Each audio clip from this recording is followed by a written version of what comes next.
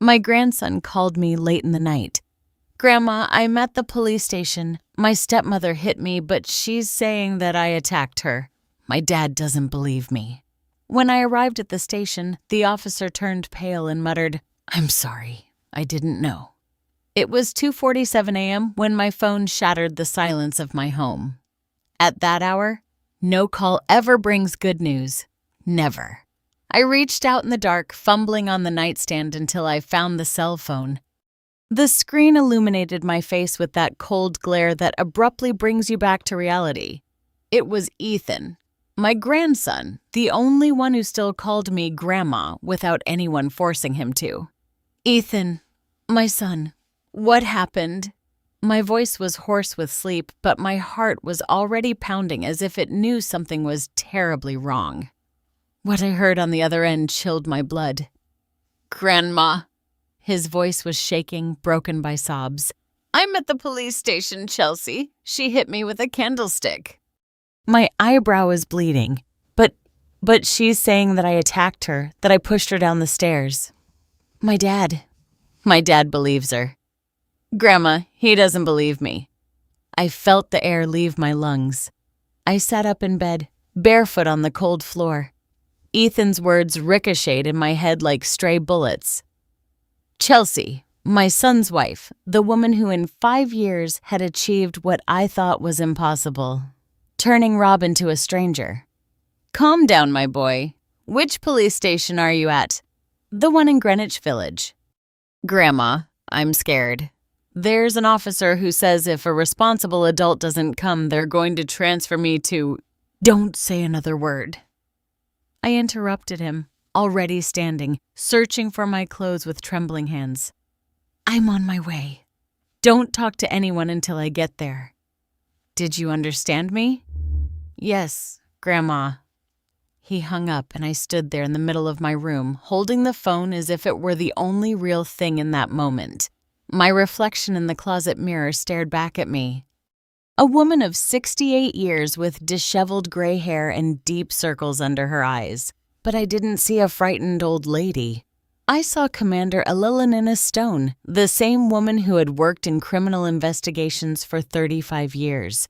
The same one who had interrogated criminals, solved impossible cases, and faced situations that would make anyone tremble. And for the first time in 8 years since my retirement, I felt that woman awaken again. I dressed in less than 5 minutes. Black slacks, gray sweater, my comfortable boots. I grabbed my purse and almost by instinct opened the drawer of my dresser. There it was. My expired commander badge. I put it in my back pants pocket.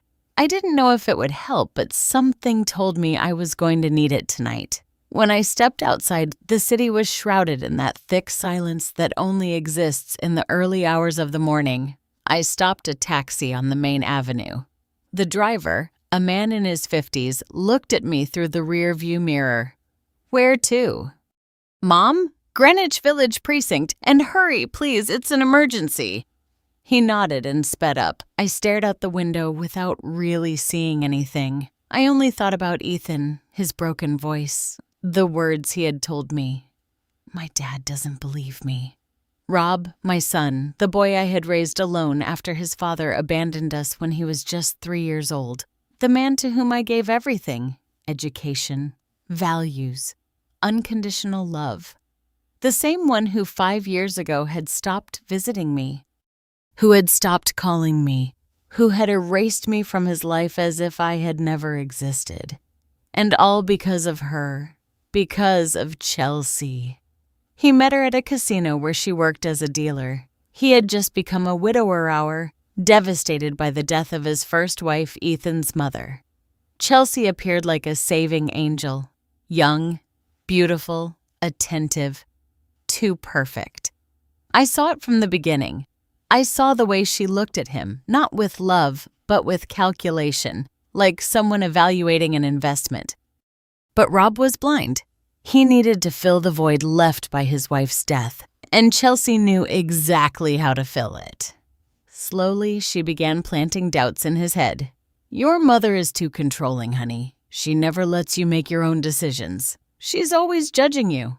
At first, Rob defended me, but drops of poison when they fall one after the other end up poisoning even the purest water.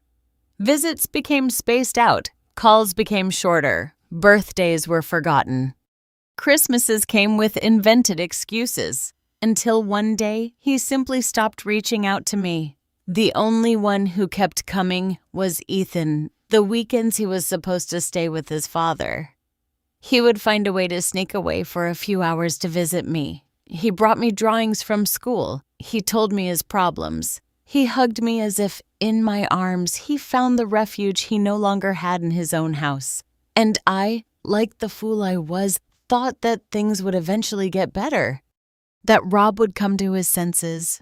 That time would make him return. How wrong I was. The taxi stopped in front of the precinct, a gray 2-story building with the lights on. I paid the driver and got out. My legs were shaking, not from fear, but from contained rage. I entered through the main door. The desk officer, a young man about 25 years old, looked up from his desk. "Good evening. How can I help you?" "I'm here for Ethan Stone, my grandson. He called me half an hour ago." The officer checked a sheet in front of him. "Ah, yes, the domestic assault case. Are you his grandmother?" "Elenina Stone." Something had changed in his face when he heard my name. He turned slightly pale. He looked at me more closely as if trying to remember something.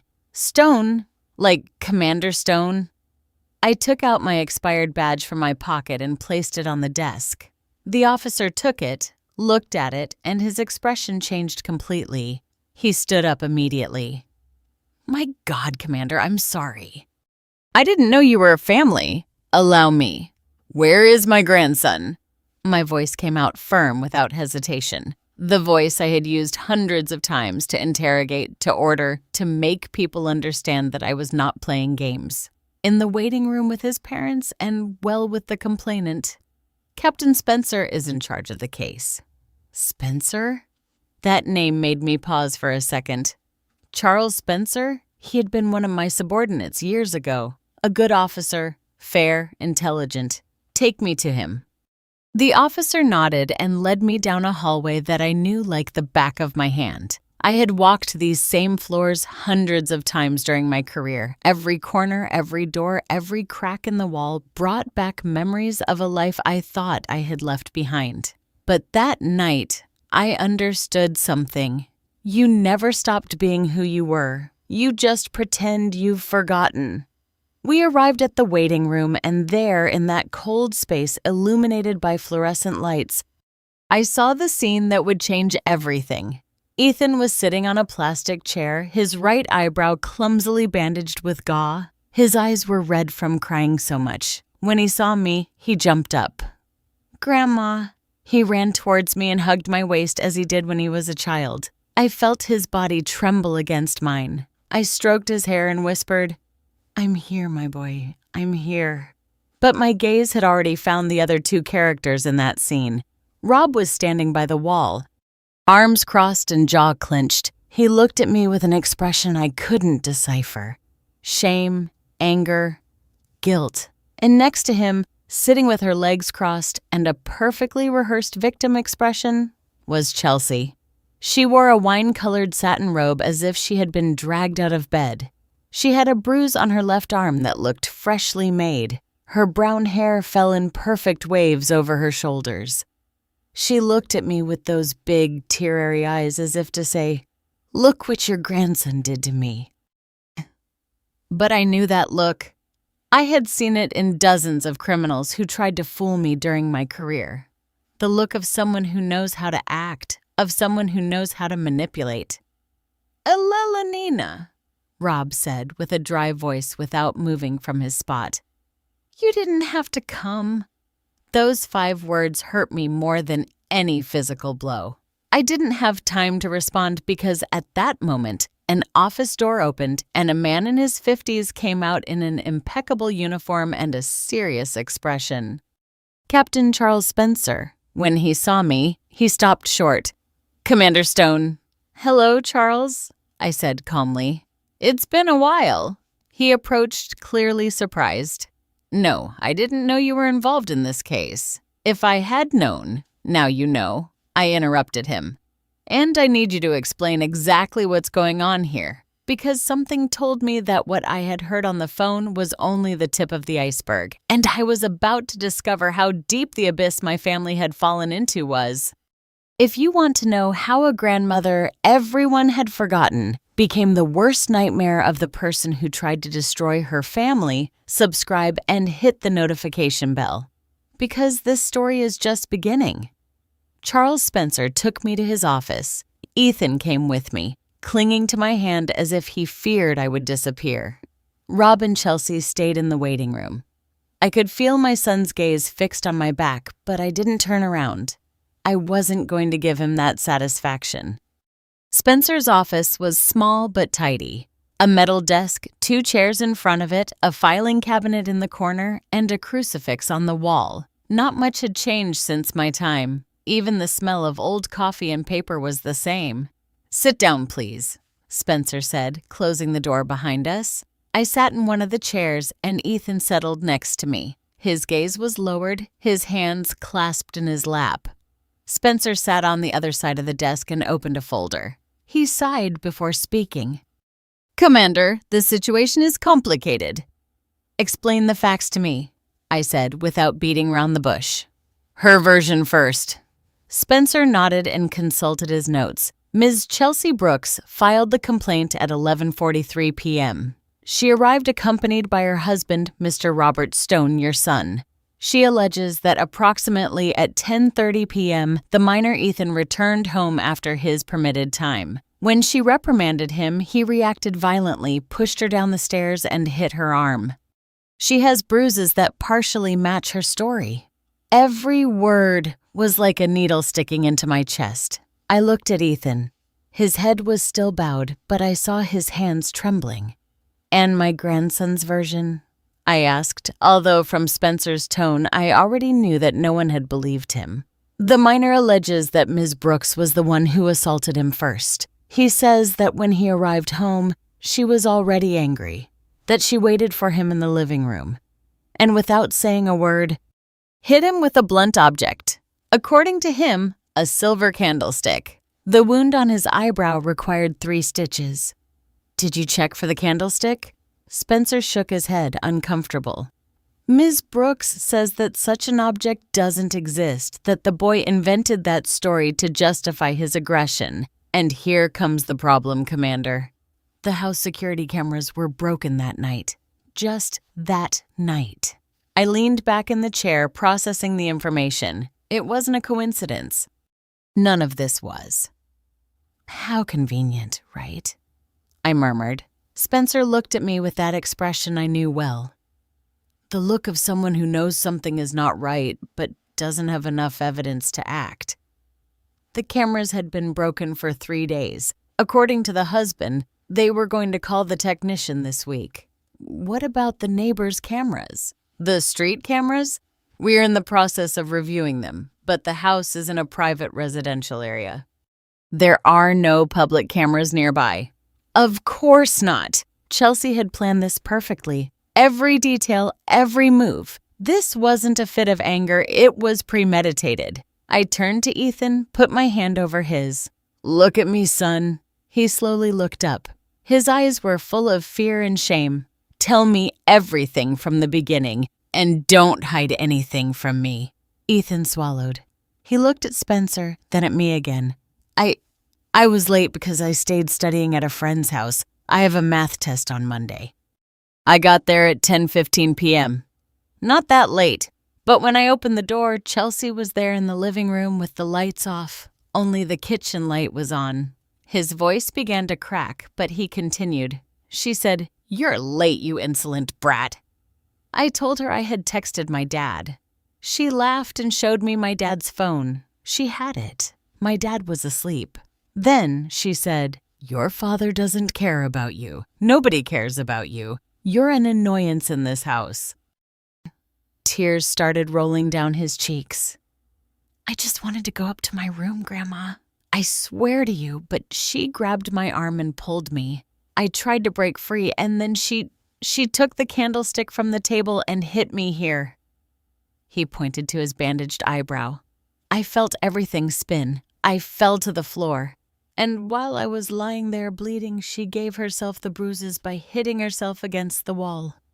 I saw her, Grandma. I saw her do it. Where was your father? Asleep in his room. She had given him some chamomile tea because he said he was stressed. When he heard the noise and came downstairs, everything was already set up. Chelsea was crying, saying I had attacked her. My dad didn't even ask me. He just yelled at me that I was a disgrace and called the police. I closed my eyes for a moment. I took a deep breath. The rage I felt was like a fire contained in my chest, and the candlestick. She hid it before my dad came down. I don't know where she put it. I opened my eyes and looked directly at Spencer. Charles, you knew my work for 20 years. Did you ever see me let an innocent person pay for something they didn't do? Never, Commander. My grandson is telling the truth, and I'm gonna prove it. Spencer rubbed his face with both hands. Elela Nina. Legally, my hands are tied. It's the word of a minor against that of two adults. The father supports the wife's version. I don't have physical evidence to contradict their story. The only thing I can do is let him go under your temporary custody while the investigation proceeds. But I need you to sign as the responsible party. Do it.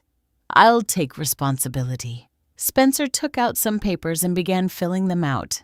Meanwhile, I watched Ethan. That boy had grown so much in the last year. He was already 16. Almost a man. But at that moment, huddled in that chair with a broken eyebrow and swollen eyes, he was once again the 7-year-old boy who cried in my arms when his mother died. How long has this been going on, Ethan? I asked in a low voice. He looked down again. What, Grandma? Don't ask me that question. You know what I'm referring to. There was a long silence. I could hear the ticking of the clock on the wall. Finally, Ethan spoke so softly that I barely heard him for 6 months. It started with insults. Then she started breaking my things, my video game console, my notebooks. A soccer trophy you gave me. She said they were accidents. My dad believed her. Then she started hitting me. Slaps, schwees. Once she locked me in the basement all afternoon because I said I wanted to come see you. My heart broke into 1,000 pieces. Why didn't you tell me before? Because I was afraid that if I told you, my dad would be more angry with you. I thought that if I put up with it a little longer, things would get better. But today was different. I saw something in her eyes. Grandma, I realized that she wants me to disappear. She wants to push me away from you. She wants you to see me as a problem. She wants my dad to see me that way too. Spencer finished filling out the papers and handed them to me. I signed them without reading, trusting him. Then he stood up. I'm going to call your son to also sign the release of the minor. Wait here. He left the office. Ethan and I were left alone. I hugged him this time even tighter. I felt his body relax against mine as if for the first time in hours he could breathe easy. Forgive me, my boy. Forgive me for not realizing sooner. It's not your fault, Grandma. It's my dad who didn't want to see. He was right, but that didn't make it hurt any less. The door opened. Rob entered alone. He didn't even look at me. He walked up to the desk, took the pen Spencer extended to him, and signed the papers with quick, jerky movements, as if every second in there was hurting him. That's it, he said dryly. Can I go, Rob? I said, standing up. We need to talk. I have nothing to talk about with you, he replied without turning around. You made your choice. You chose to believe him instead of my wife. Your wife?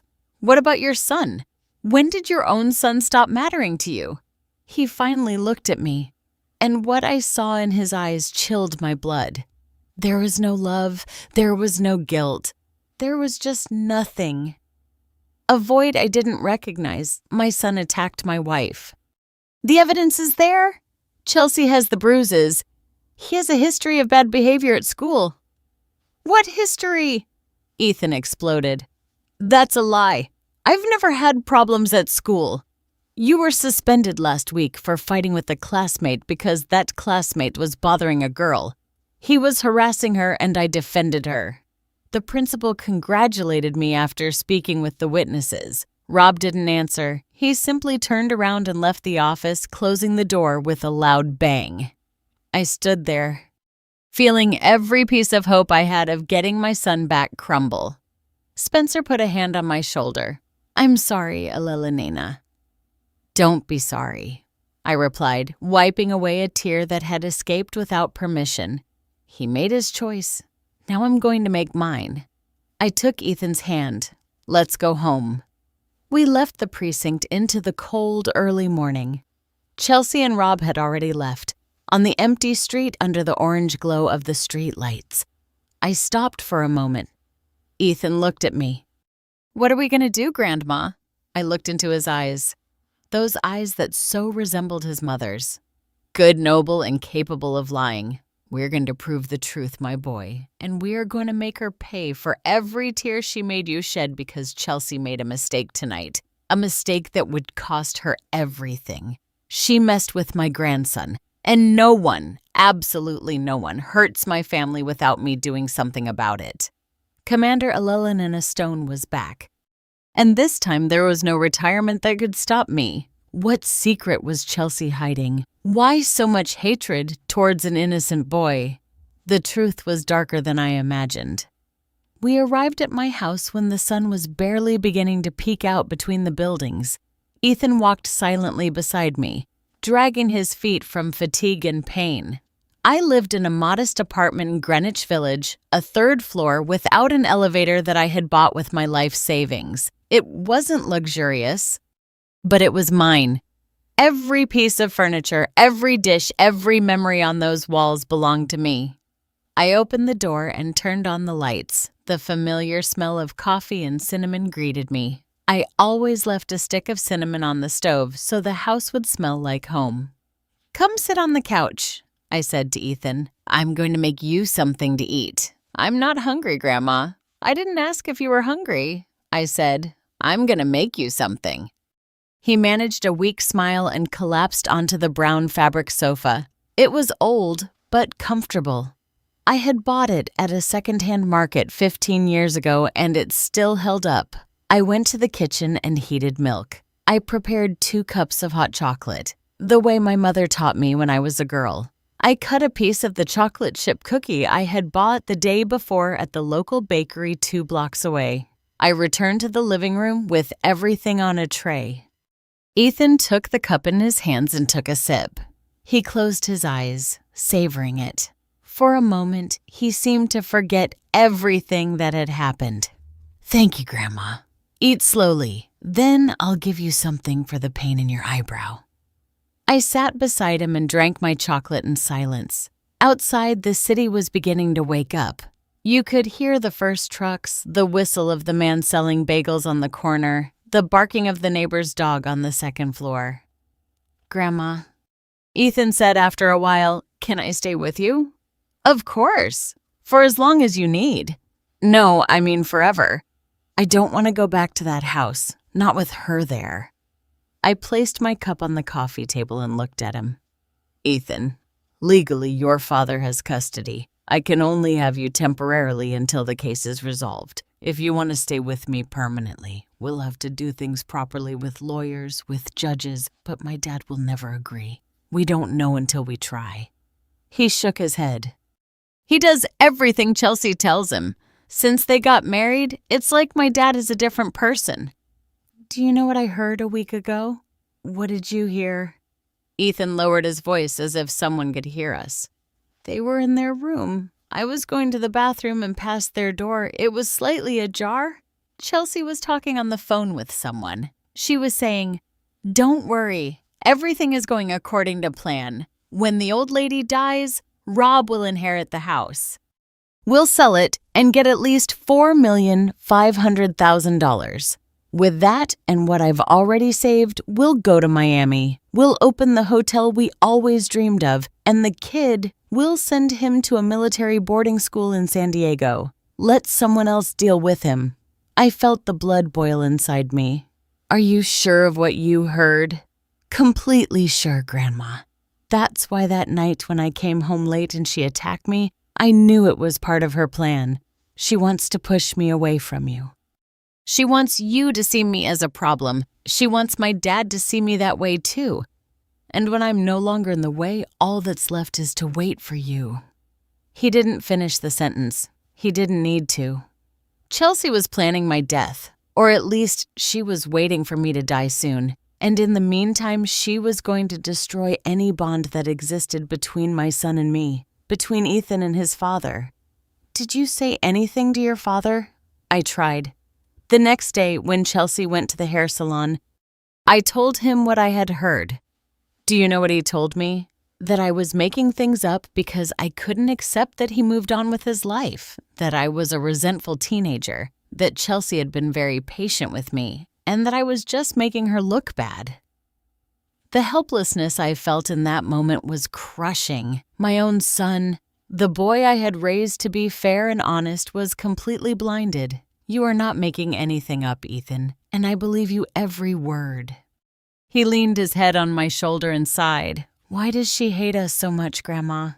Because the hatred of people like Chelsea doesn't come from the heart. It comes from ambition.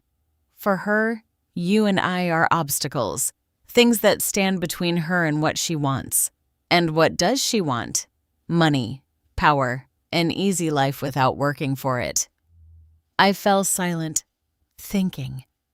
I started putting the pieces together. When Rob met Chelsea, she told him she came from a wealthy family in Dallas, that she had attended private schools, that she worked as a dealer at the casino because she liked the excitement, not out of necessity. But we never met her family. No relative ever came to the wedding. When I asked Rob about it, he said Chelsea was estranged from her parents due to personal problems. How convenient. Ethan, I need you to do me a favor. Anything, Grandma. Take out your phone. Show me the photos of the bruises you said you had from before. He took his cell phone out of his pocket, unlocked the screen, and opened his gallery. He showed me a hidden folder in his files. There were at least 20 photos. Bruises on his arms, on his back, on his legs. All recent, all dated. Why did you never show me this? Because I was afraid that if I did something, my dad would blame you. Chelsea always says that you are turning me against them. Send me all those photos now. Ethan obeyed. My phone started vibrating as the images arrived. Every photo was proof. Every mark was a silent cry for help that no one had heard until now. Now, I need you to sleep a little. I told him your eyebrow is swollen and you need to rest. Use my room. I'll stay here on the couch. But Grandma, no buts. Go to sleep. He got up, kissed me on the forehead, and went to my room. I heard him close the door softly. I was left alone in the living room with my cell phone in my hand and the photos of my bruised grandson filling the screen. Then I did something I hadn't done in years. I opened a drawer of the living room cabinet and took out an old leather-bound notebook. It was my investigation notebook, the same one I used when I was on active duty. Inside were phone numbers, contacts, notes from old cases. I looked for a specific name. Linda Davis. Linda had been my partner for 10 years in criminal investigations. She was younger than me, but just as tenacious. When I retired, she continued working for a couple more years until she opened her own private investigation agency. We had seen each other a few times since then, but I knew that if anyone could help me, it was her. I dialed her number. It rang 4 times before she answered. Hello. Her hoarse voice sounded sleepy. Linda, it's a lilin in a stone. There was a silence, then a sigh. Commander, I haven't heard from you in ages. What time is it? 6:30 a.m. I'm sorry to wake you, but I need your help. It's urgent. Tell me. I told her everything from Ethan's call to what I had heard about Chelsea's plans. I told her about the photos, the bruises, the precinct, about Rob. When I finished, Linda let out a long whistle. That woman is a professional commander. What you're describing to me isn't a cruel stepmother. It's a con artist and a good one. That's what I thought. I need to investigate her. Full name, date of birth, everything you have. Chelsea Brooks. I don't know her middle name. She's 32 years old. According to what Rob told me when he met her, they got married 5 years ago. That's enough for me. Give me 2 days.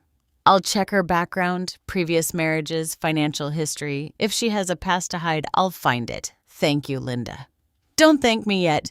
This is going to take work, and if we find something big, we're going to need more than good intentions to act. I know, but first I need to know what we're dealing with. We hung up. I kept looking at my phone. Then I looked around my small living room, the old furniture, the photos on the walls, the crucifix over the entrance. This house was not worth $4,500,000. It was worth much more. It was worth every drop of sweat I had shed working double shifts to buy it. It was worth every sacrifice, every sleepless night, every moment of loneliness. And Chelsea thought she could just take it away from me. She thought she could manipulate my son, torture my grandson, and wait for my death like someone waiting for a check. I stood up and walked to the window. Outside, the sky was tinged with orange and pink. A new day was beginning, and with it, my battle. Because Chelsea didn't know something. She didn't know that I wasn't a defenseless old woman waiting to die. I was Elena Stone, former commander of criminal investigations, a woman who had faced drug traffickers, murderers, and criminals of all kinds, and none of them had managed to defeat me. Chelsea had just declared a war, and I was going to make sure she lost it. The investigation was just beginning, and what I discovered about Chelsea made me realize that my grandson and I were not her first victims. 2 days later, Linda appeared at my door at 9 a.m. She carried a thick folder under her arm and an expression I knew very well, the look of someone who had just uncovered something rotten. "Commander, you need to sit down before I show you this." I made coffee while Ethan was in the shower. He had spent those 2 days with me recovering. The swelling on his eyebrow had gone down, but the scar would remain forever, a permanent mark of Chelsea's cruelty. We sat at the dining table. Linda opened the folder and began taking out documents, photographs, screen prints. Chelsea Brooks started as Vanessa Jimenez Ruiz in Houston, Texas. 34 years old, not 32 as she told your son. First lie confirmed. She never attended private schools. She finished high school at a public school, and there is no record of her setting foot in any university. She worked as a waitress, a promoter, and eventually as a dealer in several casinos across the country. Linda placed a photo on the table. It was Chelsea, but younger, maybe 23 or 24 years old. She was with an older man, about 60 years old, at what looked like a wedding. Her first marriage. She married Richard Miller at 24, owner of a chain of hardware stores in San Diego. A widower with 2 adult children. The marriage lasted 2 years. Richard died of a heart attack. Chelsea inherited a property valued at $2,800,000. The children tried to contest the will, but they couldn't. Everything was legal. The children, what happened to them? One lives in New York. The other, the younger daughter, filed a complaint against Chelsea for threats, but withdrew it a week later. When I tracked her down by phone and asked her about it, she hung up. I called her back and she said, "Word for word, that woman is dangerous. I don't want to know anything about her or her cursed money." I felt a chill run down my spine. Linda put down another photo, another wedding. Chelsea with another older man. Second marriage. Franklin Adams, a textile businessman in Dallas, 58 years old, also a widower. They married when Chelsea was 27. The marriage lasted just a year and a half. Franklin suffered a fall at home that left him in a coma. He died 3 weeks later. Chelsea sold the house and the business. Estimated profit $3,200,000. Did anyone investigate the fall? Yes, but they didn't find anything suspicious. Chelsea said Franklin had been drinking that night and slipped on the stairs. There were no witnesses. The house security cameras were broken. I looked up abruptly. broken? The same as at your son's house now, Commander. Same pattern. My heart was pounding so hard I could hear it in my ears. Is there more? Linda nodded and pulled out a third set of documents. Third marriage. Joseph Vega, a retired civil engineer in San Diego, 62 years old, widower hour. They married when Chelsea was 30. This marriage ended differently. Joseph didn't die, but his son, Paul Vega, 26 years old, disappeared 6 months after the wedding. Disappeared. Literally. He left his house one night and never returned. He left a text message for his father saying he needed time to think, that he was going abroad. He hasn't been heard from in 4 years. Joseph tried to search for him, but eventually gave up. He fell into severe depression and signed documents giving Chelsea legal power over his finances. She admitted him to a nursing home and sold all his properties. Estimated gain, $4 million. I put my hands to my face. This was worse than I had imagined. That boy Paul, do you think? I don't know what happened to him, Commander, but the pattern is clear. Chelsea looks for older men, widowers with children. She marries them, and one way or another, those children end up out of the picture, dead, disappeared, or intimidated. Then she keeps the money. And now she's with my son. Rob fits the profile perfectly.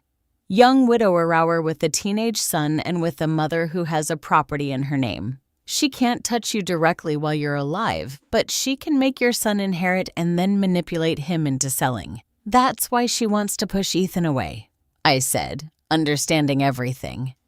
Because Ethan is an obstacle. He's the legitimate heir if something happened to Rob, and he's smart enough to see her for what she really is. Exactly, and that's why she's making him look like a delinquent. If she manages to get him admitted to a correctional facility or legally banished by his father, the path is clear. Linda pulled out another document. There's more. Chelsea has an accomplice. His name is Gerald Hayes, a lawyer. He appeared in the 3 previous marriages. He takes care of the legal part. Wills, powers of attorney, property sales. He splits the profits with Chelsea. 50-50. Do you have proof of that? Suspicious bank transfers always after each inheritance. Large amounts divided into accounts in the Cayman Islands. It's not definitive proof for a judge, but it's enough to start a formal investigation. I heard the bathroom door open. Ethan came out with wet hair and the clean clothes I had loaned him. When he saw Linda, he stopped. Good morning. Good morning, Ethan. I'm Linda, your grandmother's friend. He nodded and approached Shaylee. He saw the documents on the table. Is that about Chelsea? I looked at Linda. She nodded slightly. I decided Ethan deserved to know the truth. Sit down, son. I told him everything. Every marriage, every suspicious death, every disappearance. I watched his face turn pale with every word. When I finished, his hands were trembling. So, she killed those people. We don't know for sure, Linda said. But the pattern is too consistent to be a coincidence. And I'm next, Ethan whispered. She wants me to disappear like Paul. That's not going to happen, I said firmly, taking his hand. Because now we know who she is and we are going to stop her. How? Ethan asked. My dad won't believe us. He thinks you just want to separate them. I don't need your father to believe me. I need evidence. Evidence that neither he nor any judge can ignore. Linda leaned back in her chair. Commander. What are you thinking? I'm thinking that Chelsea is smart, but not as smart as she thinks. She made a mistake by attacking Ethan that night. She became overconfident. She thought that her word and the fake bruises would be enough, but she left loose ends. Like what? The candlestick. Ethan says she hid it. It has to be somewhere in that house with Chelsea's fingerprints and probably with Ethan's blood. That is physical evidence, but we can't go in to look for it without a warrant. I smiled slightly. No, but Ethan can. Legally, that house is still his home. He has the right to be there and retrieve his things. Ethan looked at me with wide eyes. You want me to go back? Only for a couple of hours with a pretext. You say you need your clothes, your school supplies, and while you're there you look for the candlestick, but you're not going alone. What do you mean I'm not? I took out my phone and searched for something in an application. Then I showed the screen to Linda. Spy cameras, button size. They can be sewn into clothing. They transmit a real-time video to a cell phone. Linda smiled. Commander, you haven't lost your touch. I never lost it. It was just dormant. We spent the rest of the morning planning every detail. Linda would get the spy cameras. I would call Rob to ask him to let Ethan pick up his things. And while Ethan was inside, we would be outside recording every second. But there was a risk. If Chelsea suspected anything, she could act. She could hurt Ethan again or worse. Grandma, Ethan said, reading my concern. I want to do it. I have to do it. Not just for me, also for Paul, for the other children, for everyone she hurt. I looked into his eyes. He was no longer the frightened boy of 2 nights ago. There was something different in him. Determination. Courage. All right, but we follow my plan to the letter. No improvisations. If you feel you are in danger, you leave immediately. Understood. Understood. That afternoon, I called Rob. He answered on the 3rd ring. What do you want, Mom? Ethan needs his clothes and school supplies. He's going to go pick them up tomorrow. I hope there's no problem. There was a long silence. Is he going alone? Yes. It's his house too, isn't it? Or at least that's what you used to say. Fine, but tell him to be quick. Chelsea doesn't want to see him. Don't worry, it will be very quick. I hung up before he could reply. Linda arrived that night with the cameras. They were so small, they looked like normal buttons. We sewed them into Ethan's shirt, one on the chest and one on the shoulder. From my phone, we could see everything the cameras captured. Tomorrow at 3 p.m., I said, Chelsea will be home because she doesn't work Tuesdays. Rob will be at the office. It's the perfect time. Ethan nodded. He seemed calm, but I saw his hands trembling slightly while he ate dinner. That night, before sleeping, I went into his room. He was lying down looking at the ceiling. Can't sleep. I'm scared, Grandma, but not of Chelsea. I'm scared of what I'm going to find, of confirming that my dad is with a killer. I sat on the edge of the bed and stroked his hair. Whatever we find tomorrow, we'll face it together. You're not alone, Ethan. And you never will be, as long as I'm alive. I love you, Grandma. I love you too, my boy. More than words can say. He closed his eyes and eventually fell asleep. I stayed there a little longer, watching him breathe peacefully. I thought about all the dangers he would face the next day, all the things that could go wrong. But I also thought about something else. That Chelsea had underestimated this family. She had underestimated a brave boy who refused to be another victim, and she had underestimated a grandmother who had hunted criminals all her life. Tomorrow, the serpent would show its fangs, but we already had the antidote.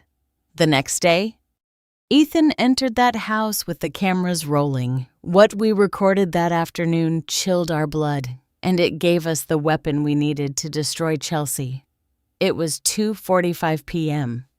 Ethan was standing in front of the mirror in my living room, checking his shirt. The buttons with the hidden cameras were invisible to the naked eye. I checked for the 10th time that the transmission was working correctly on my phone. Clear audio, clear video, I said. Are you ready? Ethan took a deep breath. Ready? Linda was outside in her car, half a block from Rob's house. We would be the backup. If something went wrong, we would go in immediately. Remember, I said, putting my hands on his shoulders. You go in, say hello normally, go to your room, pack your clothes. Meanwhile, you observe. If you see the candlestick or any other evidence, you record it, but don't touch it. We don't want her to accuse you of stealing anything. Understood. And if she gets aggressive, I leave immediately. I gave him a strong hug. He smelled of soap and fear, but also of courage.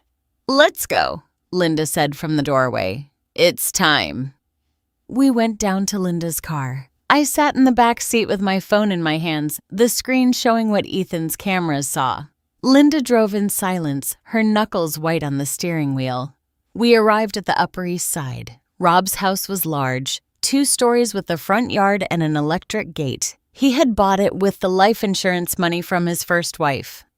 A house that should have been full of happy memories. But now it was a prison. Ethan got out of the car. We watched him walk toward the front door.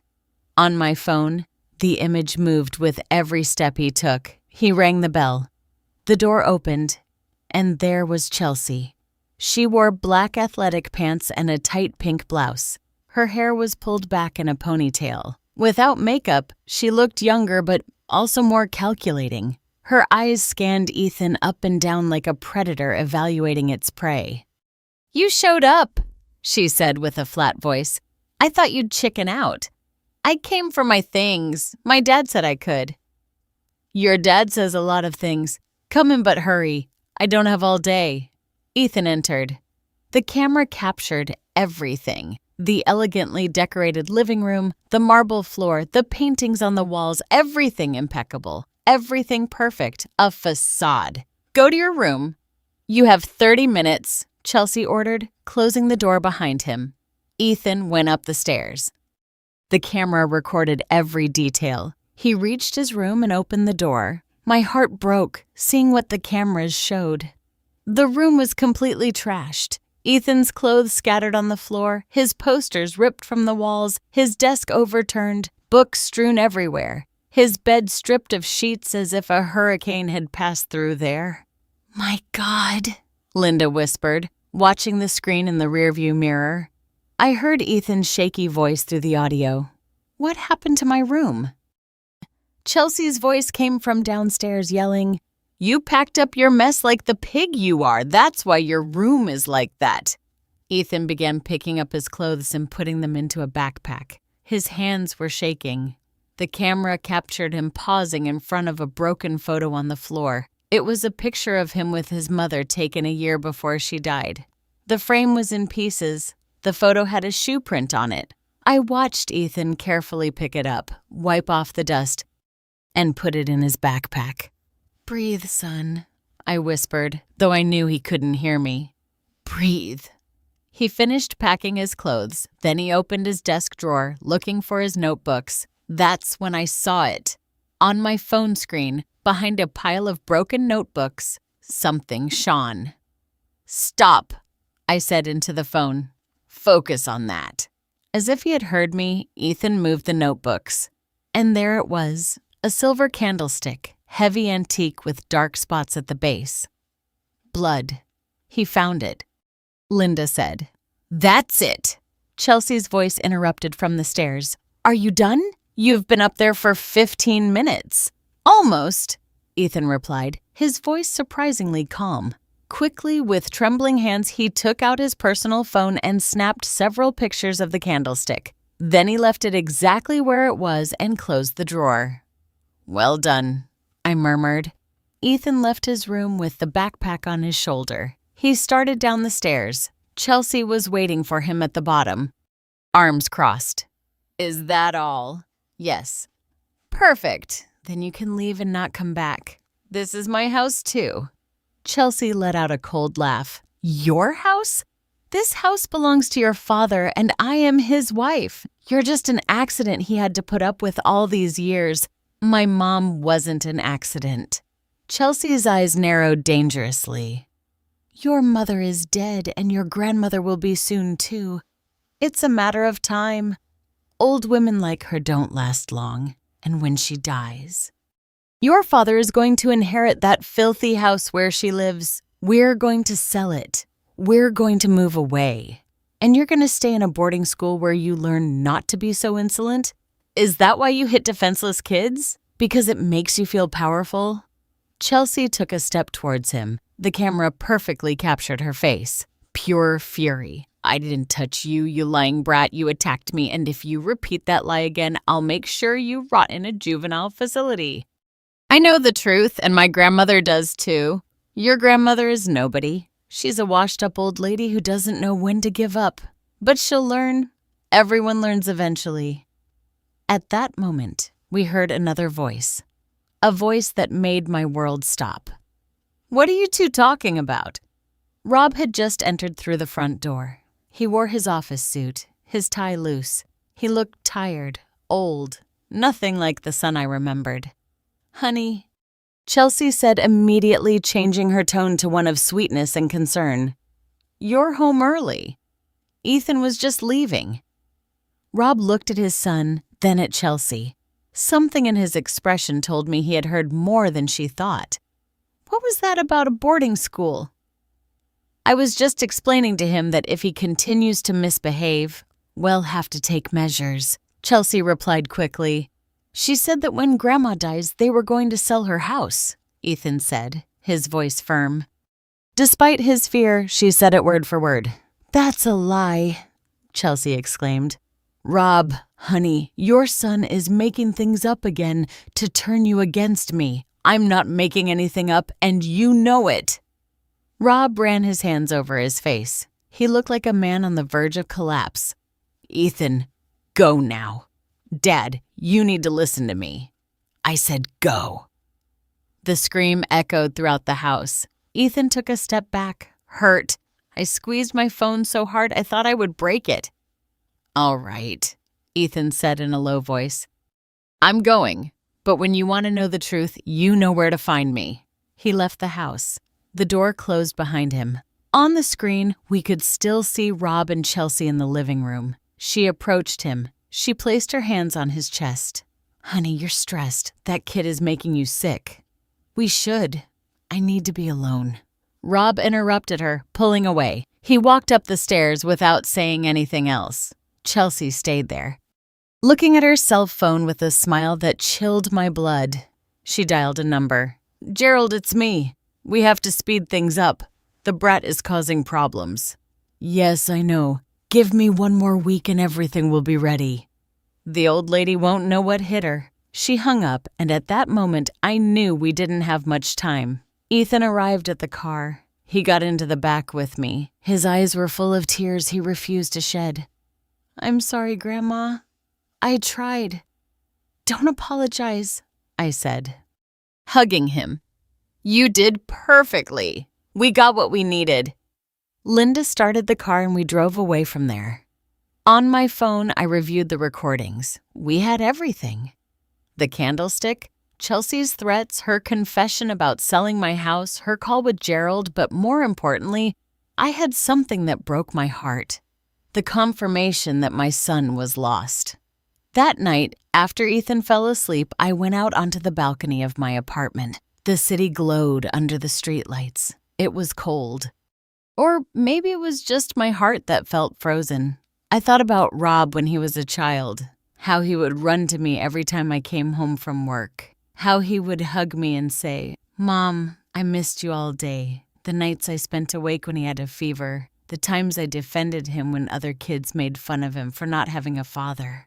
I gave everything for that child. Everything. And for what? For a woman to arrive and steal him from me in less than 5 years? For him to look at me as if I were his enemy? The tears I had contained for days finally came out. I cried silently so Ethan wouldn't hear me. I cried for the son I lost, for the years I would never get back, for the words I would never hear from his mouth again. But I also cried out of rage because Chelsea hadn't just taken my son. She had turned him into a stranger. She had poisoned him against me, against his own son, against everything that was once good in him. And I couldn't forgive that. I dried my tears. I took a deep breath. And in that moment, I made a decision. I was going to get my son back. I didn't know how. I didn't know how long it would take, but I was going to rip him from that woman's clutches, even if it was the last thing I did in this life, because I was Ellen Stone, and mothers like me don't give up. Never. Even when the whole world is against us, even when our own children have forgotten us, we don't give up. But before I got my son back, I had to destroy Chelsea.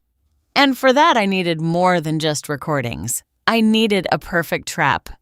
The next morning, I woke up with a clarity I hadn't felt in years. No more tears, no more doubts, just one objective. Destroy Chelsea Brooks before she destroyed what little was left of my family. I brewed strong coffee and sat at the dining table with my old investigation notebook. Linda would arrive in an hour. Ethan was still sleeping. He needed that rest after yesterday. I started writing down everything we knew. Physical evidence, candlestick with Ethan's blood. At Rob's house, we cannot touch it without a court order. Testimonial evidence, recording of Chelsea threatening talking about selling my house, mentioning Gerald. Background: 3 previous marriages, 2 suspicious deaths, 1 disappearance, millions of dollars inherited. Accomplice Gerald Hayes, lawyer, handles the legal part of the scams. But something bothered me. All of that was circumstantial. A good lawyer could dismantle our case by saying the recordings were taken out of context, that the previous marriages proved nothing, that we were a resentful grandmother inventing stories. I needed more. I needed Chelsea to incriminate herself so clearly that not even the best lawyer could save her. Linda arrived promptly at 8. She brought 2 extra coffees and a look like she hadn't slept well. "What do you have in mind, Commander?" I know that expression. "It's the same one you wore when we were about to solve a difficult case." I smiled slightly. "We are going to set a trap for Chelsea, but for that, I need her to believe I'm vulnerable, that I'm defeated." "How?" "I'm going to do something that goes against every instinct I have. I'm going to give her exactly what she wants." Linda frowned. "I don't follow you." I took an envelope from my bag. Inside were documents I had prepared the night before while I couldn't sleep. Documents for the voluntary transfer of my property in Rob's name, signed by me. Linda's eyes widened. "Commander, you can't be serious. They're not real." "Well, the documents are real, but they have a hidden clause in fine print that automatically invalidates them if coercion, threat, or fraud is proven. A notary friend helped me prepare them last night. They look legitimate, but legally, they are worth nothing if there's pressure involved. And how are you going to make Chelsea bite the bait?" "I'm going to contact her. I'm going to tell her I'm tired of fighting, that I want peace, that I'm willing to sign my house over to Rob if she leaves Ethan alone. But with one condition. I want her and her lawyer to come to my house personally to close the deal. And while they are here, I record them. Everything. Every word. Every threat. Every confession that slips out. Because people like Chelsea can't resist boasting when they think they've won." Linda leaned back in the chair. "Processing the plan. It's risky. If she realizes the trap, she could become violent. That's why you are going to be here hidden in my room, and I'll have hidden cameras throughout the living room and dining room. Professional quality audio and video. All legal because it's my house and I have the right to record what happens inside it. And what if she accepts the documents and simply leaves without saying anything incriminating? She won't. I know women like her. When they think they've won, they can't resist the temptation to rub it in your face. They will want me to know that they defeated me. And in that moment, they will drop their guard." Ethan came out of the room at that moment, disheveled and with swollen eyes. Seeing us, he stopped. "What's going on?" I explained the plan to him. I watched his face go from fear to concern and finally to determination. What do I do? "You stay at Linda's house that day. I don't want you here when they come. It's too dangerous. But Grandma? It's not negotiable, Ethan. I need to know you are safe so I can concentrate on this." He didn't argue further. He knew that when I used that tone, there was no turning back. We spent the rest of the day preparing everything. Linda got 4 professional spy cameras. We installed them in strategic locations. One in the living room bookshelf, another in the dining room wall clock, a third on the kitchen shelf, and the last one in my floor lamp. From the room, Linda could see and record everything on her laptop. I also prepared my house to look vulnerable. I left hospital bills on the dining table, fake ones prepared by Linda. I put medicine bottles in the kitchen. I wanted Chelsea to think I was sick, weak, desperate. The next morning, I picked up my phone. My hands were shaking slightly as I dialed Rob's number. He answered on the fourth ring. "What do you want now, Mom? I need to speak with Chelsea. It's important." Silence. Then the sound of footsteps. Rob passed the phone to his wife. "Elela Nina." Chelsea's voice sounded cautious, almost amused. "What a surprise. We need to talk about the house, about Ethan, about everything. We have nothing to talk about." "Please." I let my voice sound tired, defeated. "I'm tired of fighting. I just want my grandson to be safe and my son to be happy. If that means giving in, then that's what I'll do." There was a long silence. I could imagine Chelsea smiling on the other end. "Giving in what sense exactly?" "The house. I know Rob will eventually inherit it, but I've been sick lately. My heart isn't well. The doctors say it could be a matter of months, maybe a year. I don't want to die knowing I left a legal problem for my son." "How thoughtful of you." The sarcasm in her voice was evident. "I am willing to sign documents transferring the property to Rob's name now, but with one condition, that you leave Ethan alone, that you drop the charges, that you allow him to live with me for the rest of my life."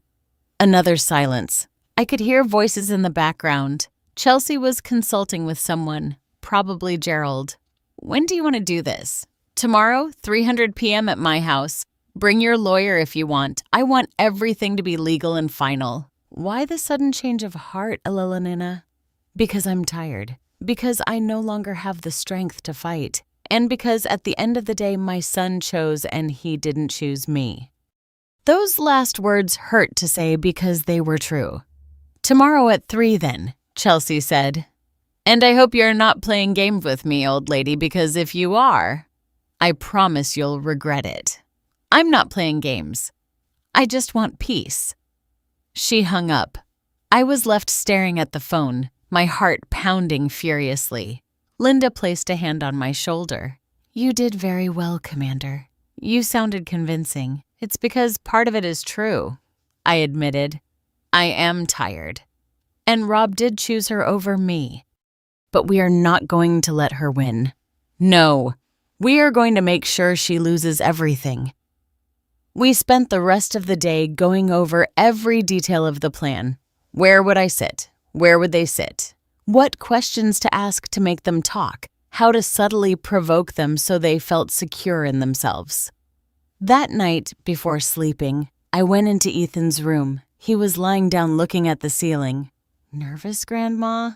"A little, but more than nervous. I'm angry. And that anger is what's going to give me strength tomorrow. What if something goes wrong?" "Nothing is going to go wrong. Trust me." He sat up in bed and hugged me. "I always trust you, Grandma. You're the strongest person I know, and you are the reason I keep fighting." The next day, Linda came early. We checked the cameras one last time. Everything was working perfectly.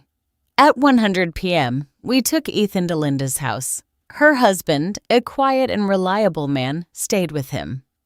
"Do not leave the house for any reason," I told Ethan, "and keep your phone on." "Be careful, Grandma."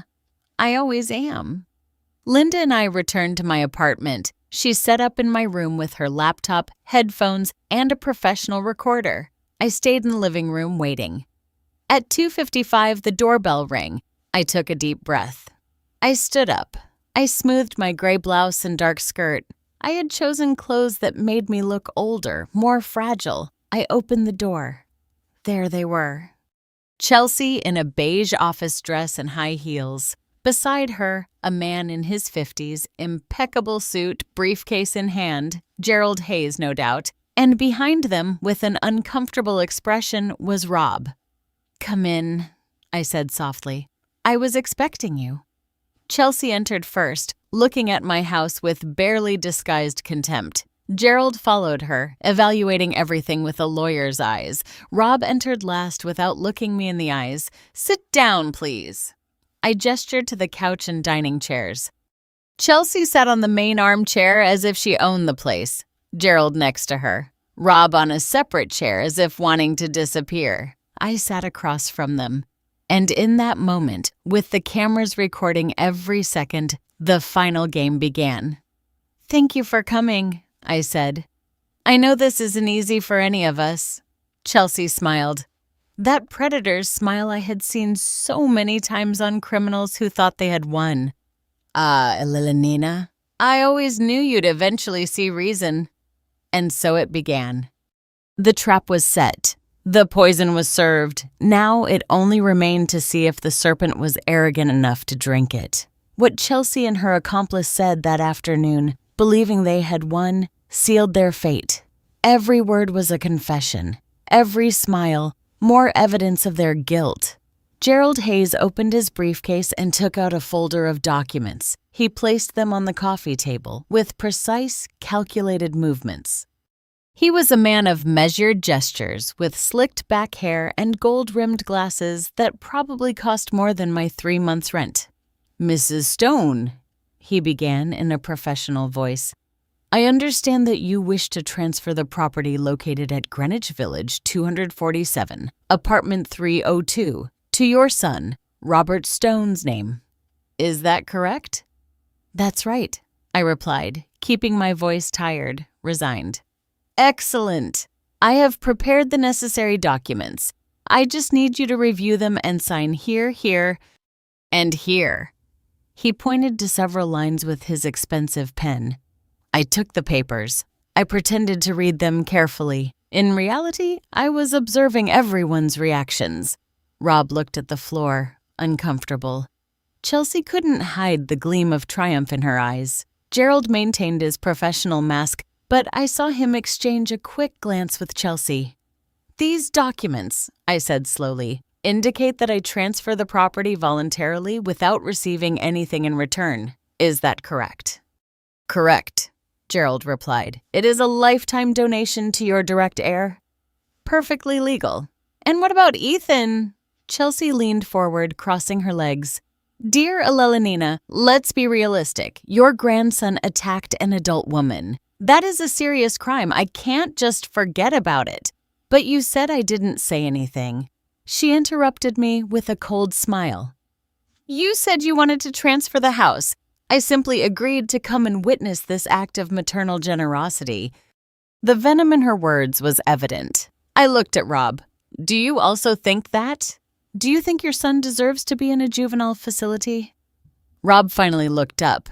There was something in his eyes. Shame. Guilt. But he didn't say anything. He simply lowered his gaze again. "Rob has learned to trust me," Chelsea said, placing her hand on my son's arm with a possessive gesture. "He knows that I only seek the best for our family. And frankly, Ethan has been a problem since I came into your lives." "A problem?" I repeated. "He is a child. He's a manipulator. Chelsea spat like you, trying to separate us with lies and melodrama." Gerald cleared his throat uncomfortably, as if Chelsea were saying more than she should, but she didn't stop. "Do you have any idea how many times that brat has tried to convince Rob that I'm a bad person? How many lies he has invented about me?" "Maybe they weren't lies," I said softly. Chelsea's eyes narrowed. "What are you implying?" "Nothing. Only that a child generally tells the truth when he is scared." Chelsea let out a dry laugh. "Oh, Elelenina, always so dramatic. Just like your grandson. I guess it runs in the family. But it doesn't matter anymore, does it? Because you're going to sign those papers. You're going to stay in this apartment until nature takes its course, and Ethan will learn his lesson in a place where they teach real discipline." "Chelsea," Gerald said in a low voice, like a warning, but she was on a roll. I could see how the power had gone to her head. "What?" she replied to Gerald. "It's the truth. This old woman is finished. Look at her. Sick, alone, defeated. She should have accepted this from the beginning. It would have saved me so much trouble." "Trouble?" I asked, finding naivety. "Yes, trouble," Chelsea replied. leaning back on the armchair like a queen on her throne. Do you have any idea how much effort it cost me to make Rob forget about you? Every birthday he forgot, every call he didn't hear, every visit he couldn't make. All planned, all perfectly executed. Rob looked at her surprised. What did you say? Oh, please, honey. Chelsea gave him a look. Don't act surprised. You knew perfectly well that I managed your schedule, that I decided who you spent time with and who you didn't. I thought, Rob hesitated, I thought you were just helping me get better organized. Oh, Rob, so naive. Chelsea laughed. I was keeping you away from this woman because she was a nuisance. And it worked. Didn't it? Now you can't even stand her. I watched something break in my son's eyes like a veil falling. Gerald quickly intervened, standing up. Chelsea, I think we should focus on the documents. Sit down, Gerald, Chelsea ordered without looking at him. I'm talking. He obeyed, but I saw the nervousness on his face. He knew Chelsea was losing control. Do you know what the best part of all this is, Elelanina? Chelsea continued. That when you finally die, and believe me, with that heart of yours, it won't be long. We're going to sell this Avell for $4,500,000. I already have a buyer and investor who wants to remodel the whole building. $4,500,000, I repeated. And with that money, plus what I've already saved from my previous investments, Rob and I are going to move to Miami. We're going to open a boutique hotel. I already have the land reserved. And Ethan? I asked.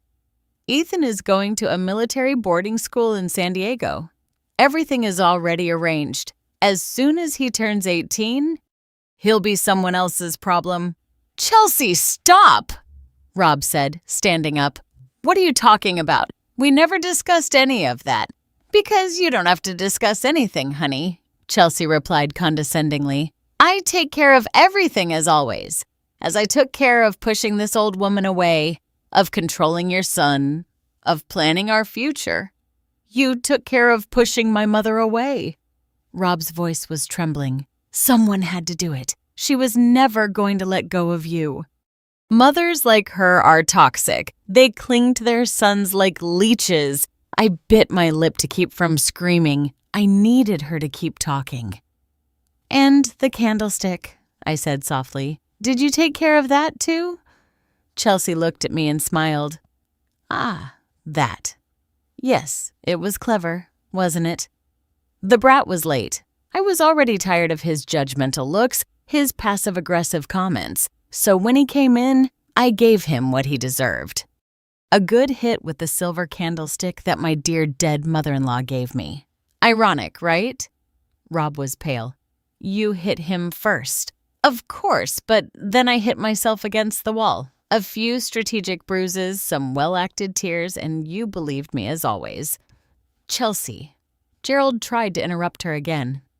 Shut up, Gerald, she exploded. This is over. The old lady is going to sign. We're going to have the house, and in a few months we'll be in Miami counting cash, just as we planned. Just as you planned with Richard, I said in a low voice. And with Franklin and with Joseph. Chelsea's face froze. Gerald jumped up. That's enough. We're leaving. Sit down, Gerald, I said. And this time, my voice didn't sound tired or defeated. It sounded like the commander I was for 35 years, because this is just beginning. I stood up and walked toward my bedroom door. I opened it. Linda came out with her laptop in her hands. Good afternoon, Linda said. Deputy Commander Linda Davis. Private investigations. Everything you have just said has been recorded in high-defin audio and video. The color drained from Chelsea's face. That's illegal. Not at all, I replied. We are in my house. I have the right to record what happens inside my property. And you have just confessed to multiple crimes. Coercion, fraud, assault on a minor, conspiracy. Gerald was already at the door trying to flee, but Linda blocked his way. I wouldn't move if I were you, counselor. There are 2 detectives from criminal investigations waiting outside, old friends of Commander Stone. It was true. I had called Spencer that morning. He had agreed to be nearby in case things got violent. Chelsea stood up furious. "This won't hold up in any court. You set a trap for us." "I set a trap that you bit with all the enthusiasm in the world," I replied coldly. "Because you're arrogant. Because you believed you were invincible. Because you thought an old woman like me couldn't stand up to you." I took out my phone and dialed a number. I put it on speaker. "Captain Spencer, you can come up now." We heard footsteps on the stairs. Moments later, 2 officers entered with Spencer in the lead. "Commander Stone," he greeted me. "Do you have what we needed?" "Everything," Linda replied, showing him the laptop. "Full confession, threats, admission of assault on a minor, conspiracy to commit fraud." Spencer looked at Chelsea and Gerald. "Chelsea Brooks, Gerald Hayes, you are under arrest for the crimes of This Is a Setup." Chelsea screamed, "Rob, say something! Defend me!" We all turned to look at my son. He was sitting in the chair, his hands covering his face. His shoulders were shaking. When he finally spoke, his voice was broken. "It was all a lie. Everything you told me about my mother, about Ethan, about everything." Chelsea looked at him, and for the first time I saw something close to panic in her eyes. "Honey, no. I love you. Everything I did was for us." "You used me," Rob said, looking up. There were tears in his eyes. "You turned me against my mother. You hit my son all for money. It wasn't just for money," Chelsea insisted. "I wanted a better life for us." "Liar." Rob exploded, standing up. "You never loved me. You only wanted my inheritance like you did with the others."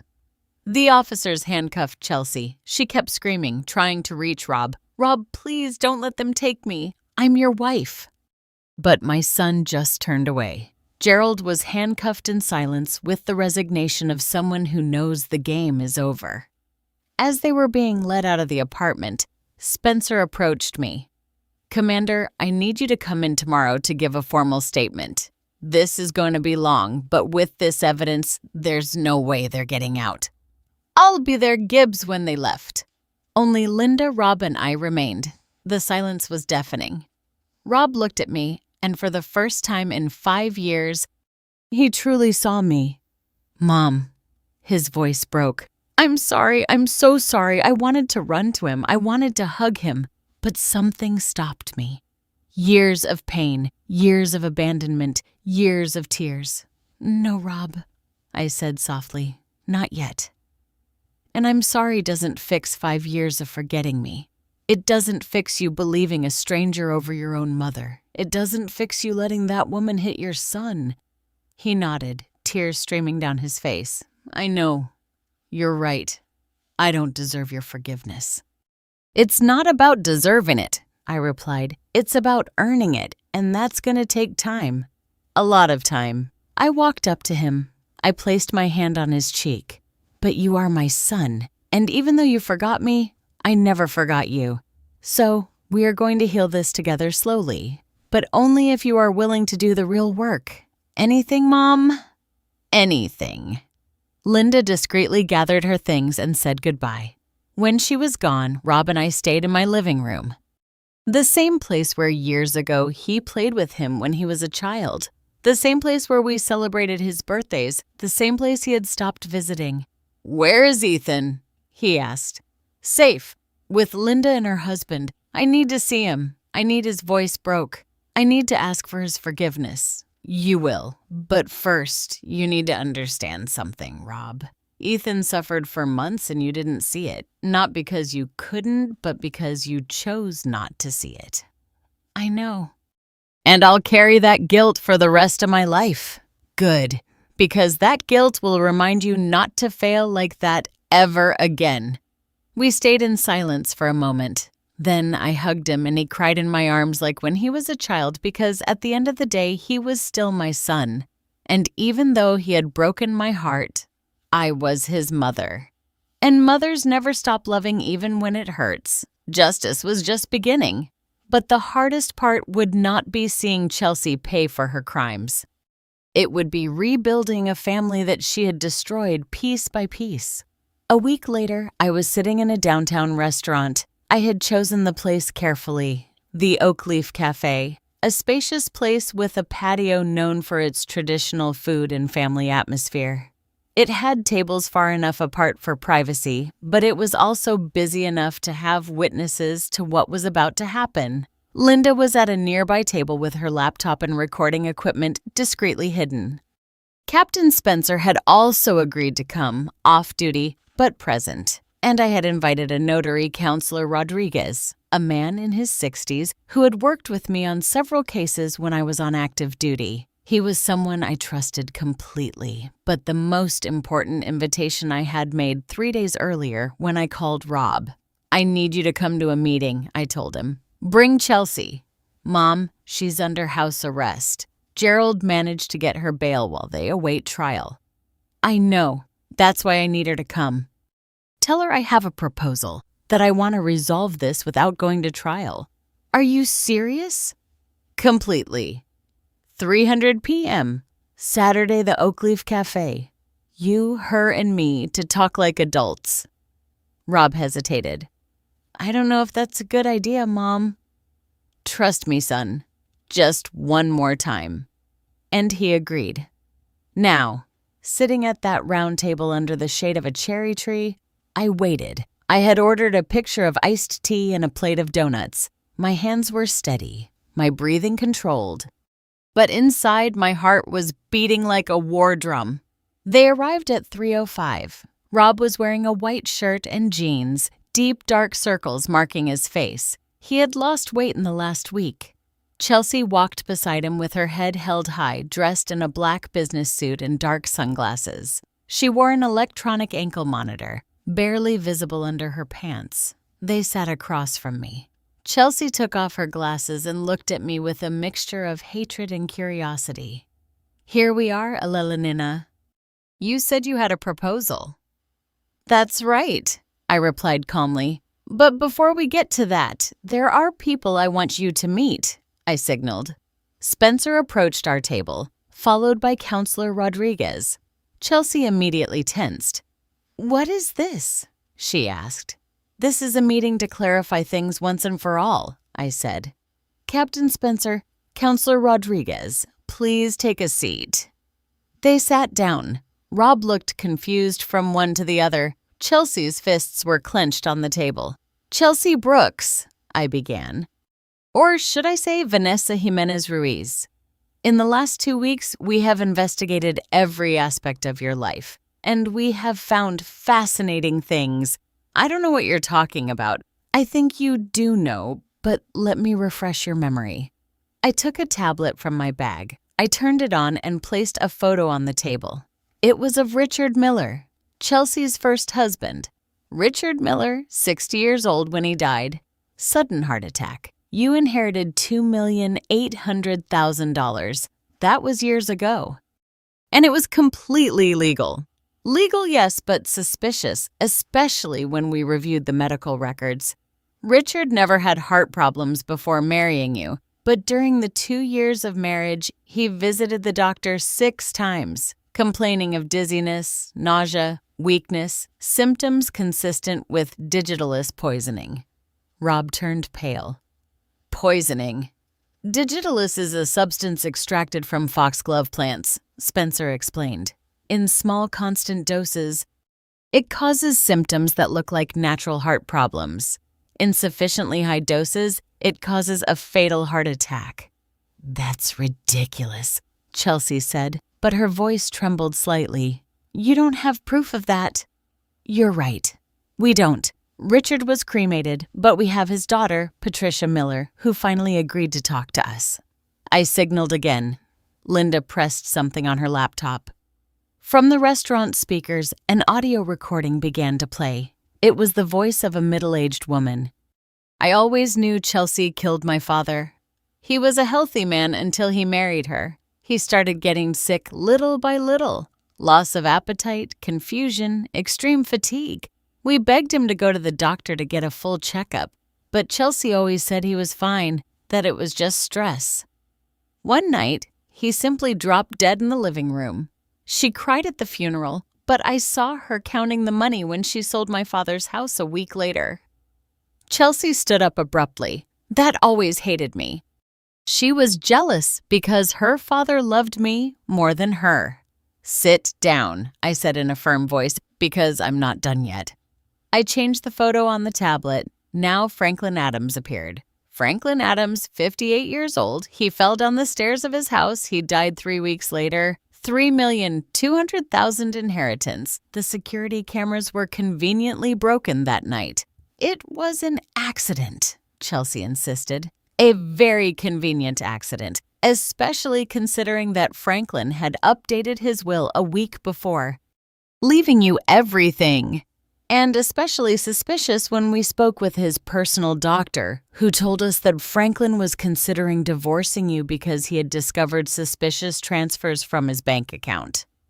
Rob looked at me. Is that true? Completely pure.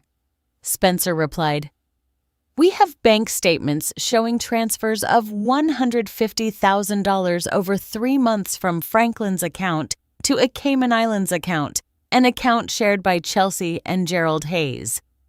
Chelsea was now livid. Those are lies. They're not, I interrupted her. And then there's Joseph Vega and his son Paul. I placed another photo. A young man of 26 smiling in a university graduation photo. Paul Vega, civil engineer like his father. He disappeared 6 months after you married Joseph. He left a text message saying he was going abroad. He has never been heard from again. That boy decided to leave on his own. He didn't, I said firmly, because we found Paul. The silence was absolute. Even the restaurant noise seemed to stop. What? Chelsea whispered. Linda approached with another laptop. A video appeared on the screen. It was a thin young man with an unkempt beard sitting in what looked like a hospital room. I pressed play. The young man in the video began to speak. My name is Paul Vega Rodriguez. I am 30 years old.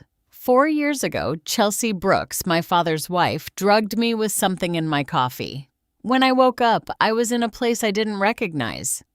A man named Gerald Hayes told me that if I returned to the States or contacted my father, he would make sure my father had a fatal accident. He gave me money, a fake passport, and sent me to Guatemala. I've lived there ever since, afraid to return. But when investigator Davis found me and told me that Chelsea was doing the same thing to another family, I knew I had to speak up. Chelsea collapsed into her chair. Her face had lost all color. No. Paul is in protective custody now. Spencer said he is going to testify. And with his testimony, plus the recordings we have of you, plus the bank statements, plus the testimonies of the previous families, Chelsea, you are going to spend the rest of your life in prison. And Gerald Hayes, I added. He already sang, by the way. When we showed him all the evidence, he made a deal with the prosecution. He confessed everything in exchange for a reduced sentence. He gave us details of every case, every scam, every crime. Rob had his head in his hands, his shoulders shaking. My God. Chelsea looked at me with pure hatred. You were always a damn meddler. No, I replied. I am a mother protecting her family, and I am a former commander who knows how to recognize a criminal when I see one. I stood up.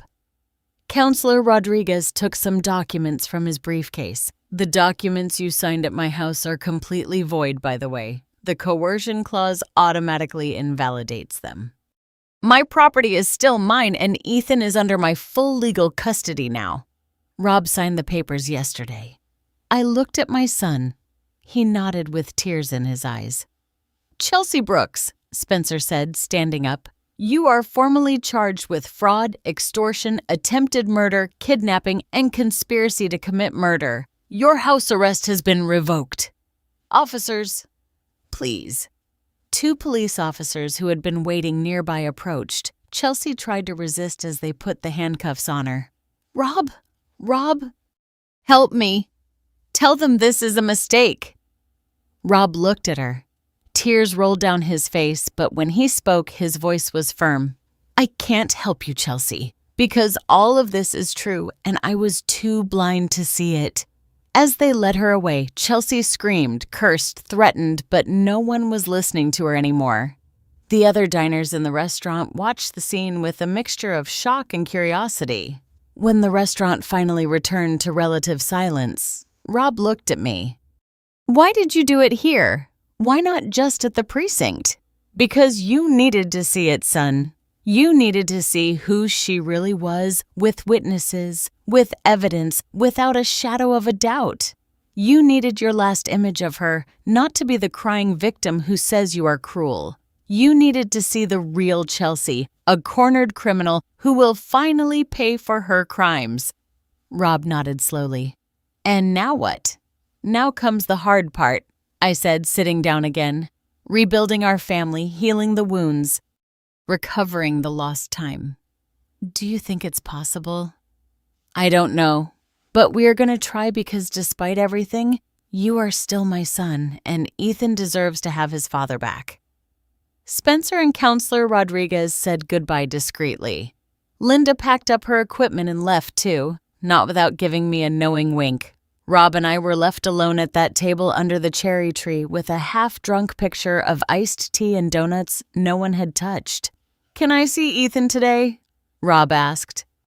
If he wants to see you, yes. And if he doesn't want to, then you'll wait, and you'll keep waiting until he's ready. Because that's what parents do, Rob. They wait, they fight, they don't give up. Like you never gave up on me. Like I never gave up on you. I paid the bill and we walked out of the restaurant together. The afternoon sun painted the sky orange and pink. The city buzzed with its usual noise. Horns, street vendors, music coming from a nearby store. It was an ordinary day for everyone else, but for us, it was the first day of the rest of our lives. The first day without Chelsea poisoning everything around her. The first day of a possible healing. And although the path would be long and painful, at least now we could walk it together. Chelsea would face justice, but the real battle was just beginning, proving to Ethan that we could be a family again. And that would require something more than evidence and arrests. It would require love, patience, and time. 3 months after the arrest, I was sitting in the courtroom of the Supreme Court building. The place smelled of old wood and ancient papers. The polished wooden benches were full of people, journalists who had followed the case, onlookers, families of Chelsea's previous victims. Ethan was sitting to my right in a suit we had bought especially for this occasion. To my left, Rob. In the preceding weeks, father and son had begun a slow process of reconciliation. It wasn't easy. There were tears, uncomfortable silences, difficult conversations, but they were trying, and that was all that mattered. Linda was a few rows back next to Spencer. Both had worked tirelessly to build the case against Chelsea and Gerald, and today, finally, the sentence would be handed down. The side door opened. 2 guards entered, escorting Chelsea. Nothing remained of the elegant, confident woman I had known years ago. She wore the orange prison uniform, her hair unkempt, and pulled back in a sloppy ponytail with no makeup. She had lost weight. She had deep circles under her eyes. But what struck me most was her gaze. There was no more arrogance, only resentment and defeat.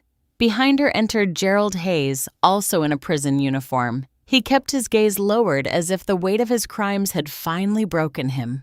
"All rise," the clear announced. Presiding over this hearing, the Honorable Judge Martha Sullivan. We stood up. The judge entered.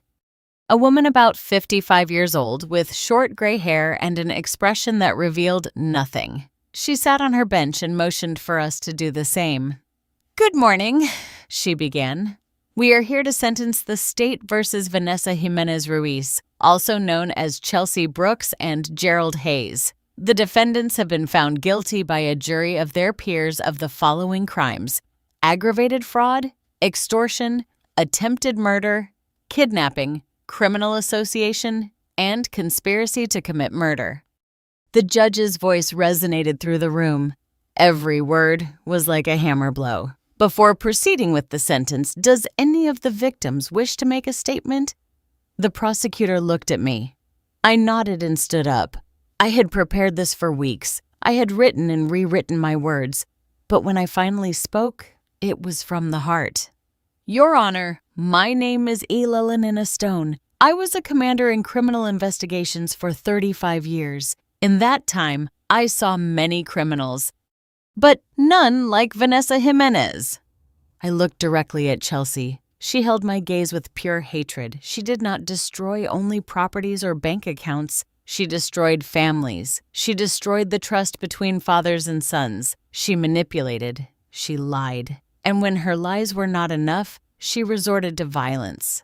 My grandson has a permanent scar on his eyebrow because of her. My son lost 5 years of relationship with me because of her, and other families lost much more. Patricia Miller was sitting in the front row. She nodded with tears in her eyes. But beyond the material or physical damage, Chelsea is dangerous because she completely lacks empathy. She has no remorse. Even now, even after being exposed, she has not shown a single ounce of repentance. And that, Your Honor, is what makes her truly dangerous. I sat down. The judge nodded. Anyone else? Paul Vega stood up. It was the first time I had seen him in person. He looked healthier than in the video. But there were still shadows in his eyes. Your Honor, Vanessa Jimenez stole 4 years of my life. She took me away from my father, who died without ever seeing me again. He died thinking I had abandoned him. I never got to tell him the truth. I never got to say goodbye. And that is something I will carry for the rest of my life. His voice broke. He quickly sat down, covering his face with his hands. Patricia Miller also spoke, recounting how Chelsea had destroyed her father's memory. There were 2 more people, relatives of Franklin Adams, who spoke of the pain and confusion caused by his death. Finally, the judge looked at Chelsea. Does the defendant wish to say anything before the sentence is delivered? Chelsea slowly stood up. For a moment, I thought she was going to say something genuine, something human. But when she spoke, it was with the same coldness as always. All of this is a farce. I am the victim of a conspiracy by resentful people who cannot accept that their relatives loved me more than them. I did nothing wrong, and someday the truth will come out. She sat down. The judge looked at her with an expression that could have frozen hell. Miss Jimenez, in my 25 years as a judge, I have seen many criminals. Some show repentance. Others at least have the decency to remain silent. But you continue to believe you are the victim. And that tells me you have learned absolutely nothing. The judge opened a folder and began to read. Vanessa Jimenez Ruiz, for the crimes of aggravated fraud in 3 cases, is sentenced to 12 years in prison. For aggravated extortion, an additional 6 years. For attempted murder, in the case of Richard Miller, based on circumstantial but substantial evidence, 15 years for kidnapping in the case of Paul Vega, 20 years for criminal association, 5 years. The sentences will be served consecutively, not concurrently. Total 58 years in prison. A murmur went through the room. Chelsea had turned pale. In addition, she is ordered to pay full restitution to all victims. All assets acquired through fraud will be confiscated and returned to their rightful owners or heirs. The judge looked at Gerald. Gerald Hayes, by virtue of his cooperation with the prosecution and his complete confession, and considering that his involvement was mainly as a legal facilitator without directly engaging in violent acts, is sentenced to 25 years in prison. His license to practice law is permanently revoked. He must also pay full restitution. Gerald nodded without expression. He had accepted his fate weeks ago. This court is adjourned. The final gavel echoed in the room. The guards led Chelsea and Gerald away. She turned around one last time, looking for Rob with her eyes. But my son wasn't even looking at her. He had his arm around Ethan, hugging him. Outside the courthouse, journalists surrounded us. I made a brief statement that I had prepared with Linda. Justice has been served today, not only for my family, but for all the families that Vanessa Jimenez destroyed. I hope this sentence sends a clear message. No one is above the law. And manipulation, fraud, and violence always have consequences. I didn't answer questions. I simply walked away with Ethan and Rob. That night in my apartment, the three of us ate dinner together. I had prepared meatloaf, mashed potatoes, and fresh biscuits. Ethan ate with appetite for the first time in months. Rob helped serve the water, clear the plates, small gestures that showed he was trying to be part of the family again. "How do you feel, son?" I asked Ethan after dinner as we washed the dishes together. "Relieved," he replied, but also sad. Sad why? Because my dad lost years with that woman. Because you suffered. Because we could have been happy all this time and we weren't. The past cannot be changed, Ethan. We can only learn from it and build something better moving forward. Do you think Dad and I can be like before? No, you won't be like before. You're going to be something different, and if you do it right, it will be something better. Rob appeared in the kitchen doorway. "Ethan, can I talk to you for a moment?" Ethan looked at me. I nodded. They went out onto the balcony together.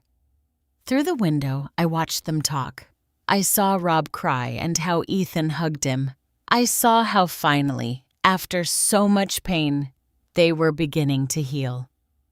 2 weeks later, Rob did something I didn't expect. He arrived at my apartment one Saturday morning with papers in his hand. "Mom, I want you to see this." They were legal documents. I read them carefully. "Are you sure about this?" "Completely sure." He had put the house where he lived with Chelsea up for sale. All the money from the sale would be divided into 3 parts. One for me, one for Ethan, and one for a compensation fund for the families of Chelsea's victims. "That house is full of bad memories," he said. "Every room reminds me how blind I was. I can't live there anymore. I'm going to look for a smaller apartment closer to here so I can be near you all.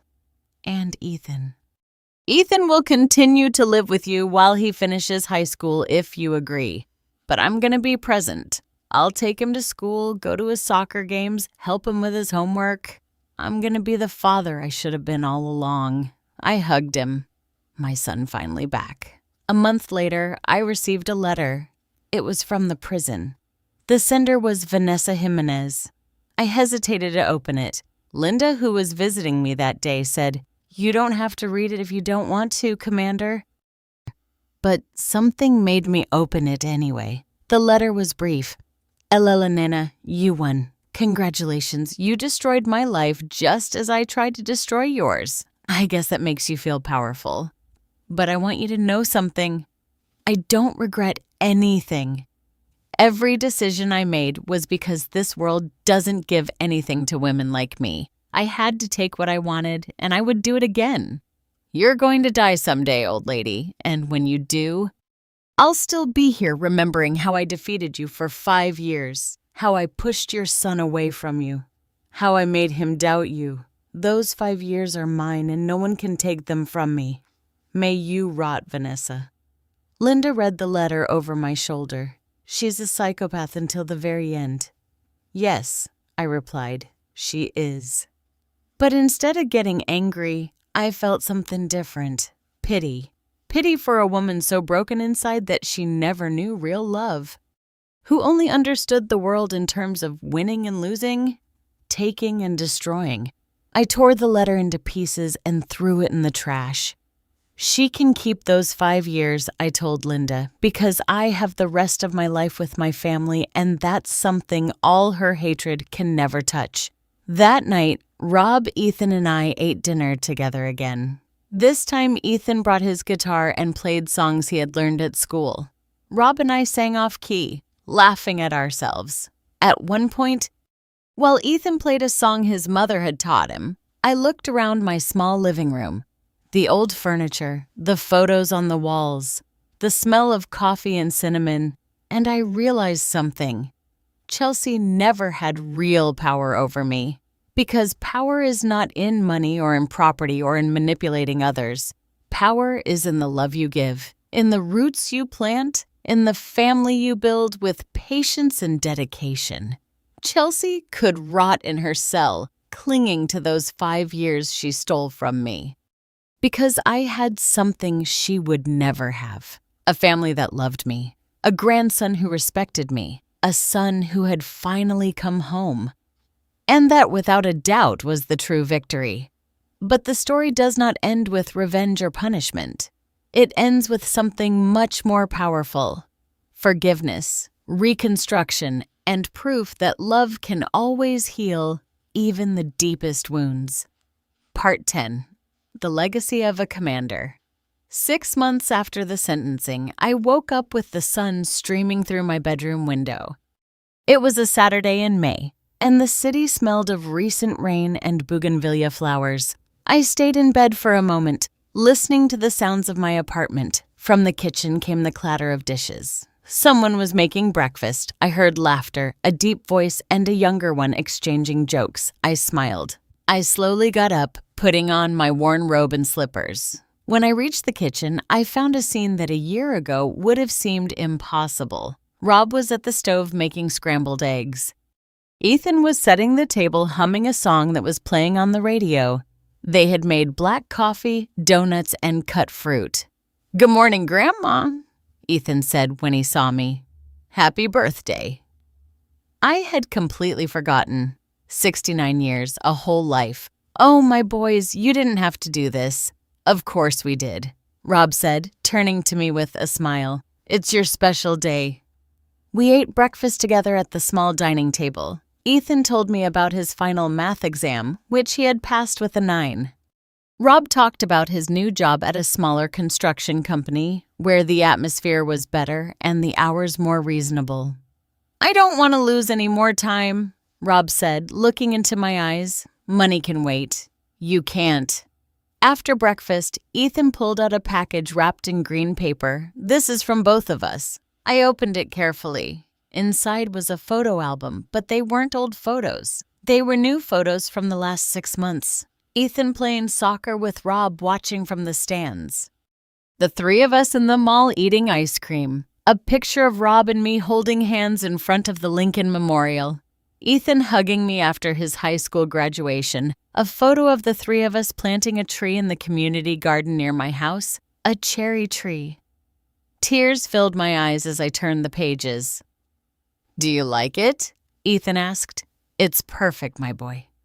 Perfect."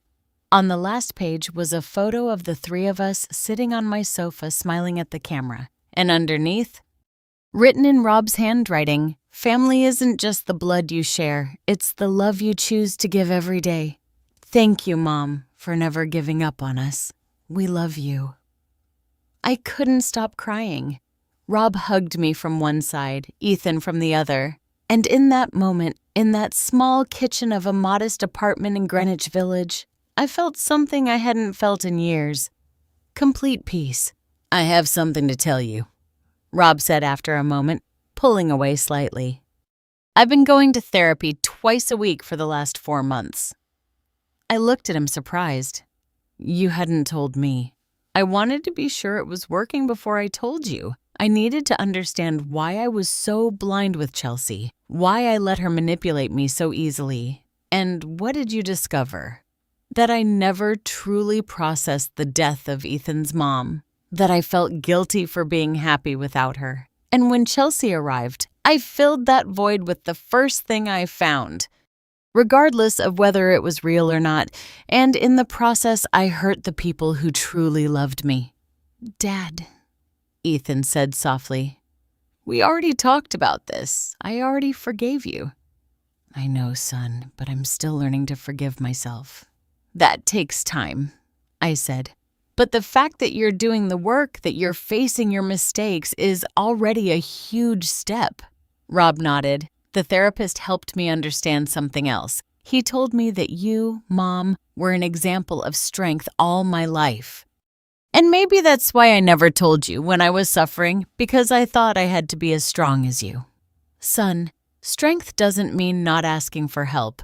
It means knowing when you need support and having the courage to ask for it. I know that now. And that's why I also want you to know something. I'm proud of you. I always was. But I never told you enough. Those words, so simple, touched me deeper than anything. I'm proud of you too, Rob, of the man you are today. Of the father you are becoming again. We spent the rest of the day together. We went for a walk in Central Park. Ethan ran ahead, taking photos with his phone. Rob and I walked slowly, enjoying the sun and the breeze. Mom, are you ever going to tell me about your work on the police force? Rob asked suddenly. I grew up seeing you were a commander, but you never talked about it at home. I never wanted to bring that darkness into our home, I replied. I saw very difficult things, very bad people. And when I came home, I just wanted to be your mom, not Commander Stone. But that part of you is important too. It's also part of what makes you you. We sat on a bench under a centenary oak tree. What do you want to know? What was the hardest case you solved? I thought for a moment. There was one.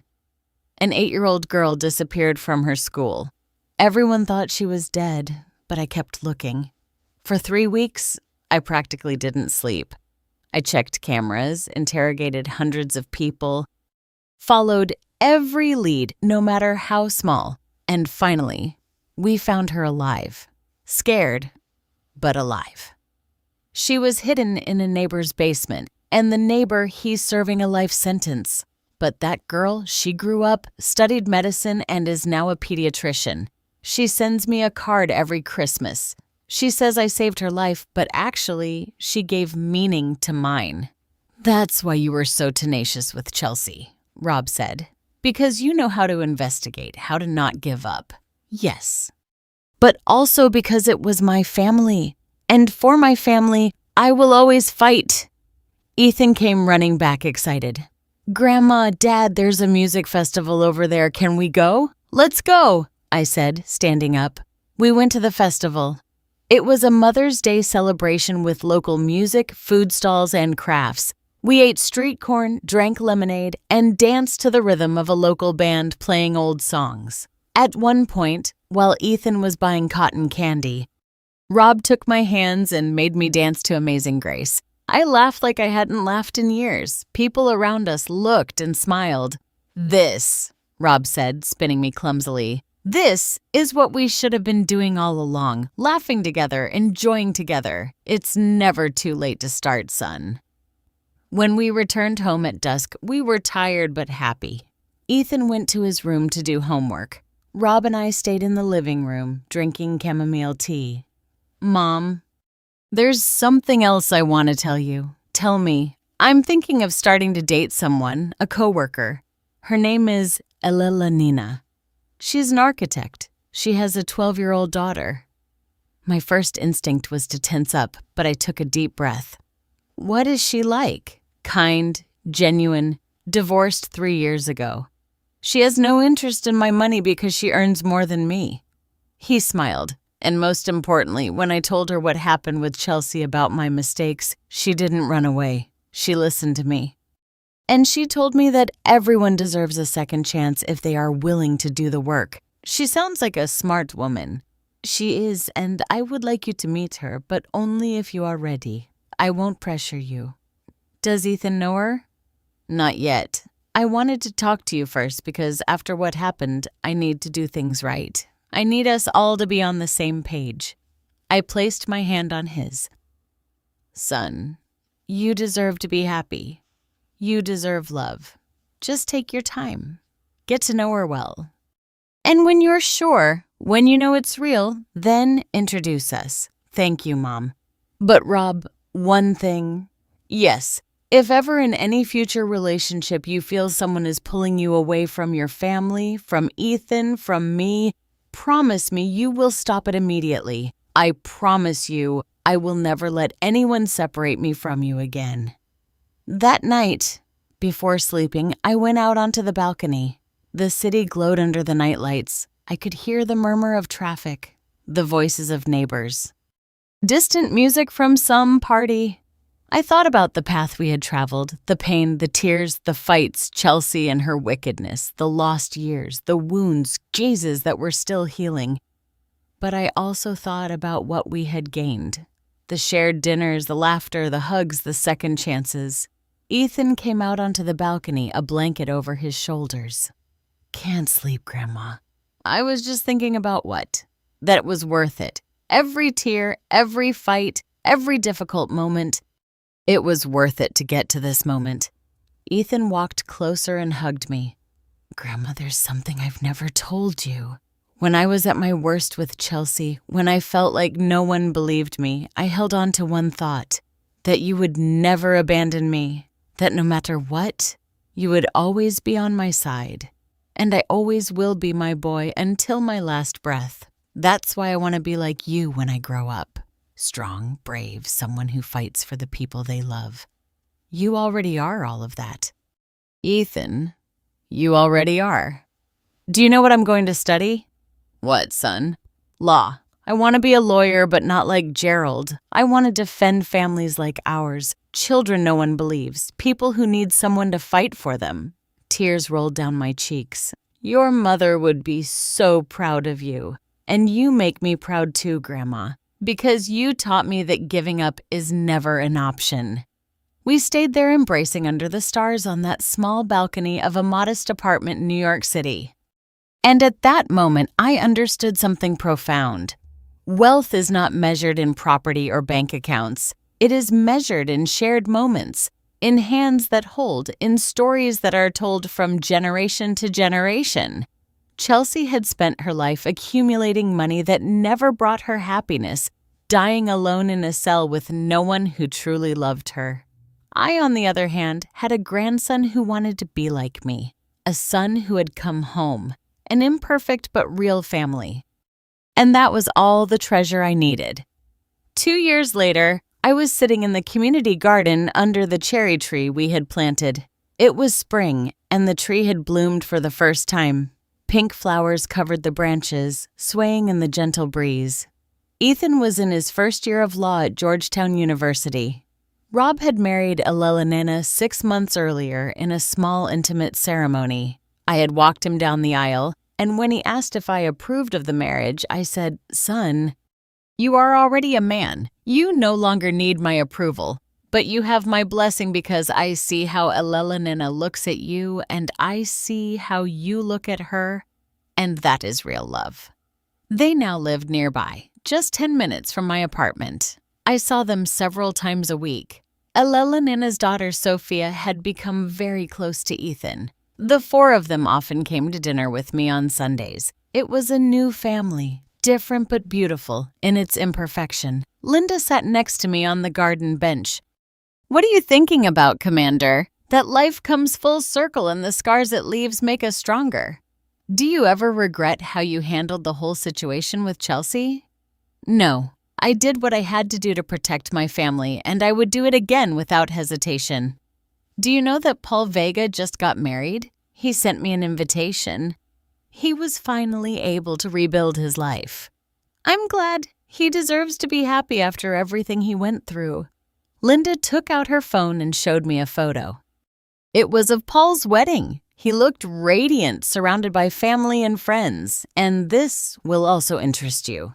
Patricia Miller opened a foundation to help victims of family fraud. It's named after you, Commander. The Elena Stone Foundation for Family Protection. What? Why did she do that? Because you restored her faith in justice. Because you proved that the truth always wins if you fight hard enough for it. I didn't know what to say. I could only smile. Ethan came running to the garden, a letter in his hand. "Grandma, look at this." It was a letter from the university. He had been selected for a human rights exchange program. "I'm so proud of you, my son. None of this would have been possible without you. You taught me that justice is worth fighting for." Rob and Elena arrived shortly after with a picnic basket. We had a picnic under the cherry tree. We laughed, ate, and told stories. At one point, while everyone was talking animatedly, I looked around at my family. at the people I had fought so hard to protect and bring together. And I thought about Chelsea serving her 58-year sentence in a cold cell, alone, bitter, with no one to visit her. I felt no joy in her suffering. I only felt pity because she never understood something fundamental. The true power is not in how much you can take from others. It is in how much you are willing to give for love. And I had given everything, my time, my energy, my tears, my heart. But in return, I had received something that no money can buy. A family that loved me, a legacy of justice, and the certainty that when my last day came, I would not die alone or forgotten. I would die surrounded by love. And that love would continue to live in Ethan, in Rob, in the generations to come, because that is the true legacy of a mother, of a grandmother, of a woman who refused to surrender. Not the properties she leaves behind, but the love she sowed. And that love, planted with patience and watered with tears, had finally bloomed like the cherry tree under which we now rested. Beautiful, strong, eternal. End. If this story touched your heart, if you have ever had to fight for your family or defend those you love, leave me a comment telling me where you are watching from, what country, what city. I would love to know that these words reached you, wherever you are. And remember, family is not always perfect. Sometimes it is broken. Sometimes it hurts. But if there is true love, there is always hope of healing. Like this video if you believe in second chances. Subscribe for more stories that will make you feel, think, and believe in justice. Because true wealth is not in what you possess, but in what you refuse to lose.